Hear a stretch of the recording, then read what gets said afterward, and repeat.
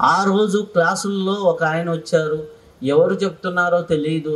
తెల్ల పంచ, తెల్ల చొక్కా. ఈయన ఎవరండి అంటే 2009లో వచ్చిన ఎక్స్‌పీరియన్స్ 2020లో నాకు తెలిసింది.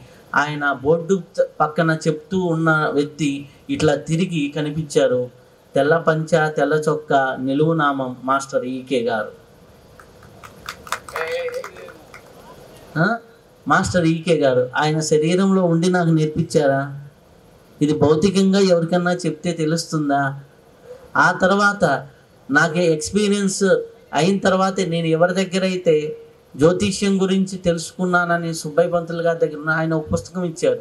అది తిప్పితే నాకంతా వల్ల ఇటు నుంచి ఈ గ్రహాలు ఇవి ఇవి అనే కోణం నుంచి కాకుండా విశ్వం దగ్గర నుంచి రివర్స్ ఆర్డర్లో నాకు జ్యోతిష్యం గురించి చెప్పారు.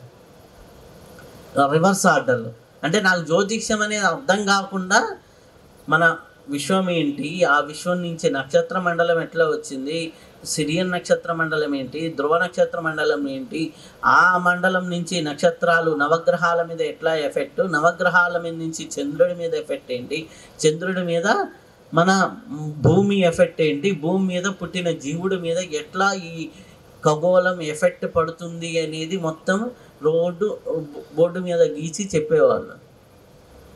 తర్వాత నేను చదువుకున్న పుస్తకాలు ఏంటి రివర్స్ అనమాట.